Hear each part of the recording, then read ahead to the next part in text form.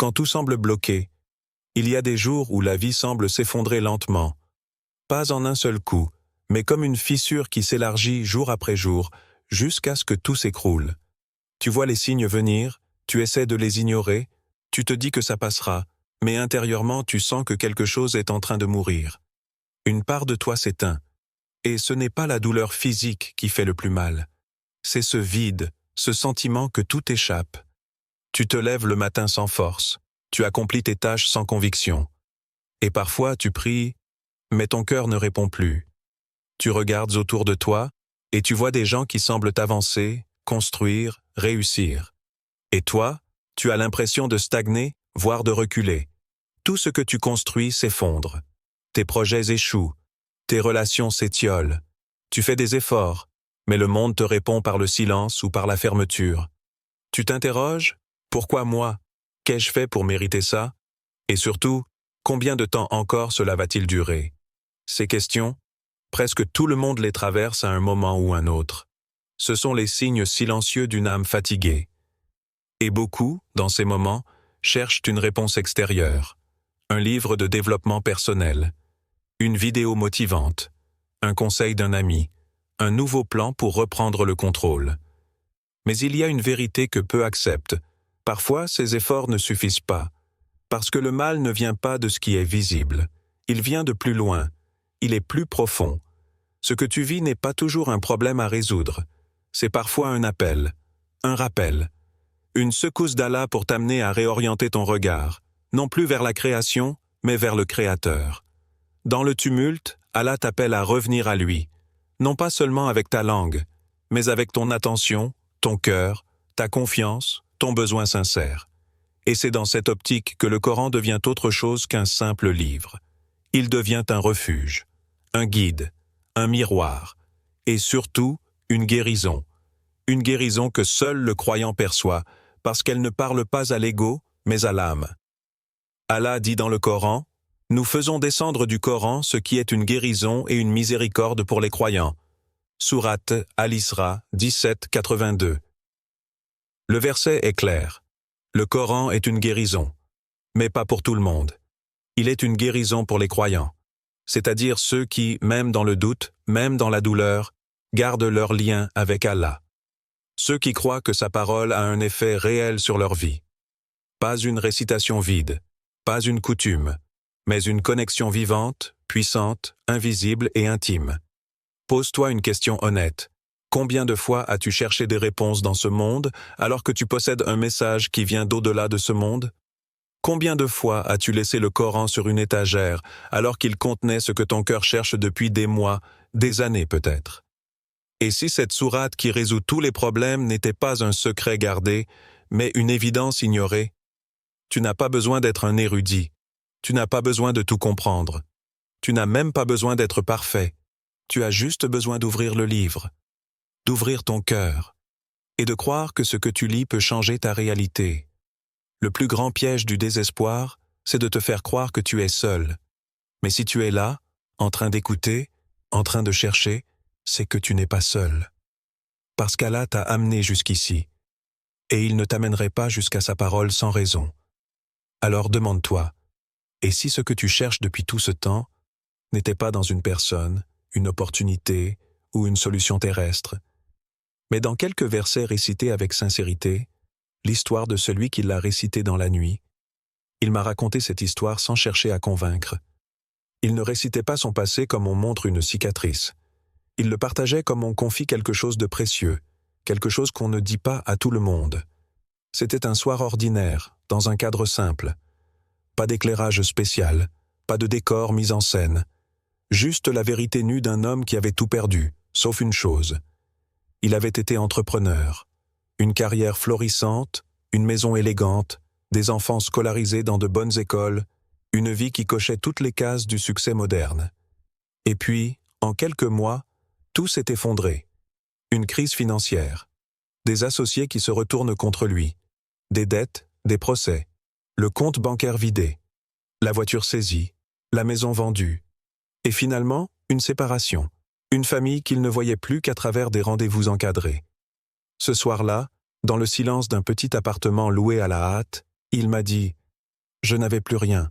Même mes larmes ne voulaient plus sortir. Il ne cherchait plus de solution. Il avait abandonné l'idée qu'un appel, un projet ou une aide humaine puisse le sauver. Il était arrivé à ce point de rupture où l'on ne formule plus de demande, juste un aveu intérieur. Et c'est dans cet état qu'il s'est dirigé vers le Coran. Non pas avec l'intention d'y trouver une solution, il voulait juste ressentir quelque chose qui ne soit pas vide. Il a pris le livre sans objectif. Il l'a ouvert au hasard. Ses yeux se sont posés sur les premiers versets. La première sourate. Al-Fatiha. C'est une sourate qu'il connaissait depuis toujours. Il l'avait récitée des milliers de fois dans ses prières. Mais ce soir-là, il ne la voyait plus comme une récitation automatique. Il l'a lue comme un homme qui s'adresse à Allah pour la première fois. Louange à Allah, Seigneur des mondes. Il a prononcé ces mots lentement. Non pas avec sa langue, mais avec ses blessures. Il n'a pas demandé de l'argent. Il n'a pas demandé la réussite. Il a juste reconnu en Allah ce qu'il n'avait jamais reconnu avec autant de clarté. Un maître, un Seigneur qui connaît tout ce que ses serviteurs traversent. Verset après verset, il sentait que quelque chose changeait. C'est toi que nous adorons, et c'est toi dont nous implorons le secours. Il m'a dit, ce soir-là je n'ai pas prié pour qu'Allah m'aide, j'ai juste admis que seul lui pouvait le faire, et c'était la première fois que je le croyais vraiment. Il a récité la sourate encore et encore, toute la nuit, pas comme un dhikr mécanique, mais comme une conversation intime, une forme d'abandon total. Et c'est là que le retournement a commencé. Pas dans la réalité immédiate, mais dans sa perception. Le lendemain, ses pensées étaient plus claires. Il a pris des décisions qu'il n'aurait jamais envisagées dans la confusion. Il a rompu certains liens toxiques. Il a accepté certains renoncements. Il a repris un travail modeste, mais stable. Il a commencé à revoir ses enfants, peu à peu. Et 1 an plus tard, il avait reconstruit une partie de sa vie, sans faste, sans éclat, mais avec paix. Ce qui m'a marqué, ce n'est pas son succès, c'est ce qu'il a découvert dans cette nuit d'effondrement. Il m'a dit, je pensais que j'avais besoin d'un miracle. En fait, j'avais juste besoin d'un retour. Et cette sourate, Al-Fatiha, il l'avait récitée comme une habitude. Mais cette nuit-là, elle était devenue une vérité vivante, une clé, non pas pour résoudre des problèmes à la surface, mais pour retrouver la direction intérieure. Et quand cette direction est retrouvée, les problèmes n'ont plus le même poids. Il n'a pas prétendu que la récitation était une formule magique. Il a insisté là-dessus. Il n'y a pas eu de lumière dans la pièce, pas de rêve étrange, juste une bascule intérieure, une rupture du faux espoir placé dans la création, et une réorientation radicale vers le Créateur. Je te pose maintenant cette question. Combien de fois as-tu récité Al-Fatiha sans y prêter attention? Combien de fois l'as-tu récité comme une simple obligation, alors qu'elle était une main tendue? Et surtout, si cette sourate contient une vérité capable de transformer un homme brisé, pourquoi la traitons-nous comme un simple préambule à nos prières? La prière secrète contenue dans la Fatiha. Il y a des mots qu'on dit si souvent qu'on finit par ne plus les entendre. Ils passent sur la langue, mais pas dans le cœur. On les répète par devoir, par habitude, parfois même sans les comprendre. Et pourtant, ce sont ces mots-là, les plus familiers, qui portent les secrets les plus profonds. Prenons un instant pour observer cette phrase que tu prononces plusieurs fois par jour. Guide-nous dans le droit chemin. Sourate Al-Fatiha, 1:6. 7 mots. En apparence simple, mais c'est peut-être l'invocation la plus puissante que tu puisses adresser à Allah. Une demande condensée, subtile, insérée dans une sourate que l'on pense connaître, mais qu'on n'a pas toujours écoutée. Ce verset est un appel. Pas seulement une requête, mais un cri discret de l'âme, un aveu d'ignorance et un besoin de direction. Ce n'est pas une simple demande de clarté, c'est une confession. Je ne sais pas où aller. Montre-moi. Et cette invocation vient à un moment précis dans la sourate, après avoir reconnu qu'Allah est le maître des mondes, après avoir affirmé qu'il est le tout miséricordieux, après avoir admis que nous sommes ses serviteurs. C'est seulement après tout cela qu'on ose dire « Aidina », guide-nous. Mais voici la subtilité. Ce verset ne demande pas la facilité. Il ne demande pas la richesse, ni la santé, ni la paix immédiate. Il demande quelque chose de plus profond. Il demande la direction. Et parfois, cette direction passe par des douleurs, des détours, des épreuves. Parce que la voie droite ne signifie pas nécessairement la voie courte. Elle signifie la voie qui mène vraiment à Allah. Allah dit dans un autre passage, « Et quiconque place sa confiance en Allah, il lui suffit. » Allah atteint son but. Allah a assigné une mesure à chaque chose. Sourate At-Talaq 65.3. Lorsque tu dis « Guide-moi », tu invites Allah à reprendre les rênes. Tu reconnais que tu t'es égaré, que tu ne contrôles plus, que tes solutions humaines ont montré leurs limites. Et c'est souvent là, dans cet effondrement, que la guidance descend. Non pas sous forme de rêves miraculeux ou de changements spectaculaires, mais d'une lumière intérieure, presque imperceptible au début, mais qui finit par redéfinir tout ton chemin. Alors pose-toi une question réelle, directe, sans artifice. Quand tu récites « Guide-nous », est-ce que tu le penses vraiment? Ou est-ce que tu passes ce verset comme on tourne une page sans la lire? Regarde ton quotidien, tes décisions, tes priorités, ta manière de réagir aux épreuves, ta façon d'adorer ou de négliger l'adoration. Est-ce que ce verset résonne dans tes actions? Est-ce que tu vis comme quelqu'un qui cherche la guidance ou comme quelqu'un qui pense déjà savoir? Parce que dans cette simple phrase se cache une vérité difficile à accepter. Tu peux connaître la religion en théorie, tu peux prier, jeûner, donner la zakat, mais si tu ne demandes pas sincèrement la direction, tu peux marcher dans l'obscurité tout en croyant être en lumière. C'est pour cela que les savants ont dit « La guidance n'est pas simplement de savoir, c'est de voir. Et voir, c'est un don. Ce n'est pas automatique. » Même le prophète Muhammad, paix et bénédiction sur lui, le meilleur des hommes, celui qui a reçu la révélation, récitait cette sourate et demandait la guidance. Pourquoi? Parce que la direction n'est jamais acquise. C'est un besoin quotidien, un besoin vital. Et n'oublie pas un autre point essentiel. Le verbe utilisé est « guide-nous », pas « guide-moi ». Ce n'est pas une demande individuelle, c'est une invocation collective. Tu demandes pour toi, pour ta famille, pour ta communauté. Tu inclus les autres dans ta recherche de vérité. C'est une marque d'humilité. Une manière de dire « Je ne veux pas être seul sur ce chemin. Dirige-nous tous ensemble. » À ce moment précis, ta prière devient une responsabilité.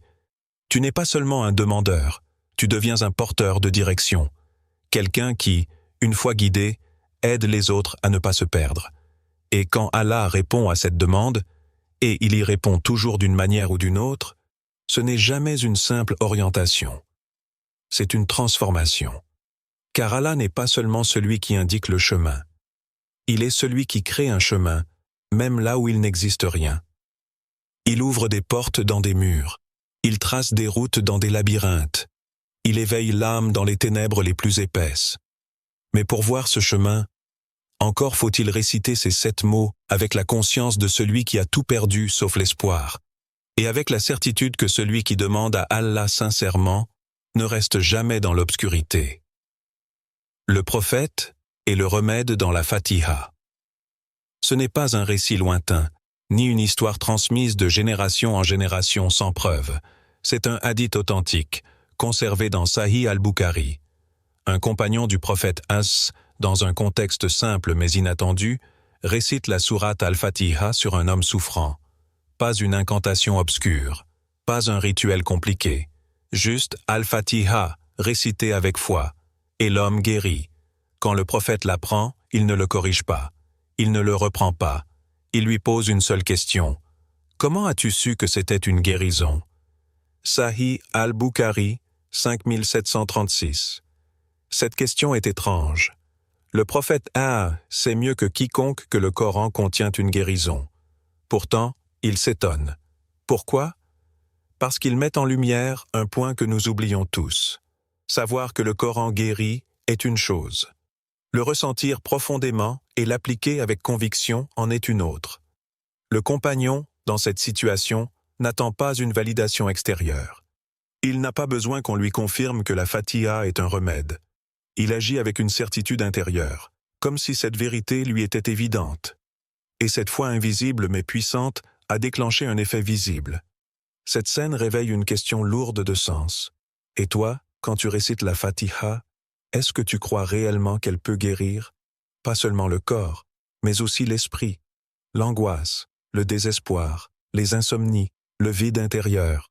Est-ce que tu récites cette sourate avec la conviction qu'elle porte une lumière que rien d'autre sur terre ne peut égaler? Ou est-ce devenu un passage obligé, une introduction automatique à ta prière, une formule figée dans le rituel? La guérison par le Coran n'est pas un mythe.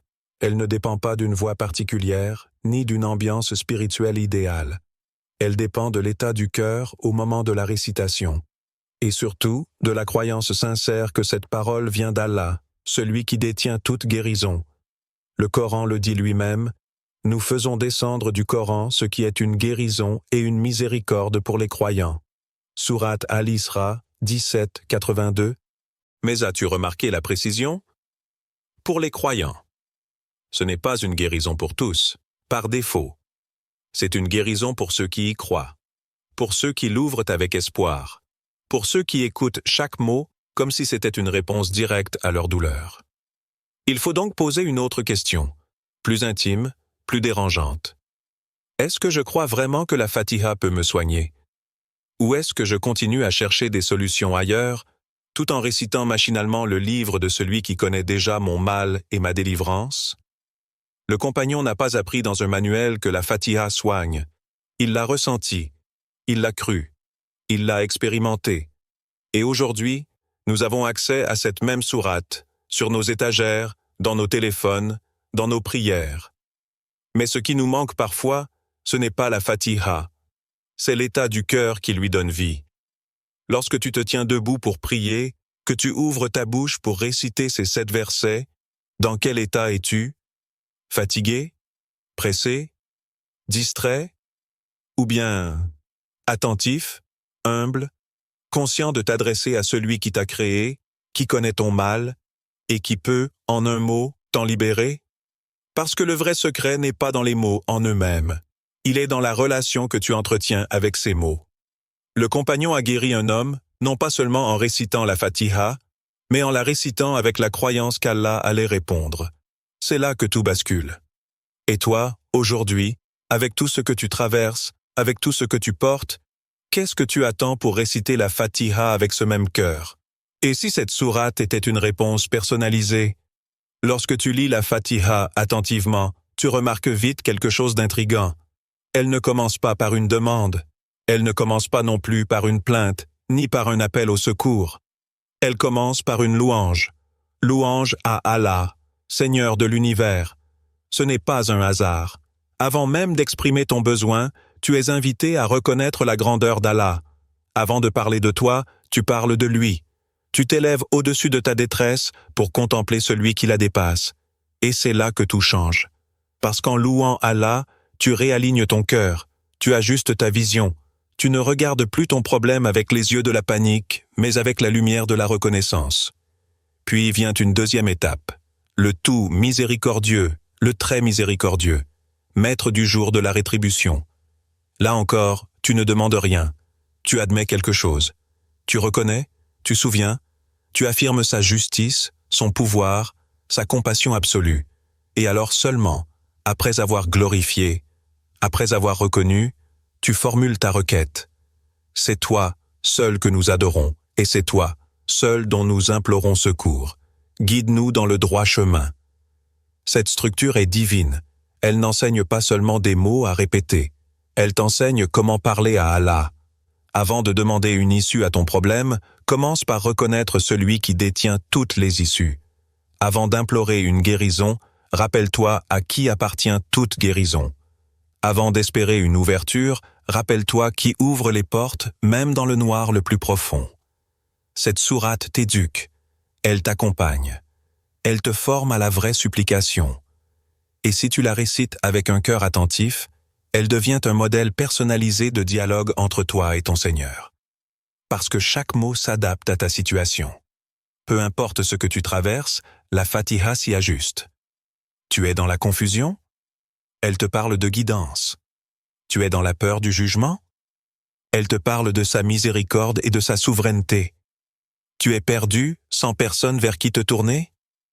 Elle te rappelle, c'est toi, seul dont nous implorons secours.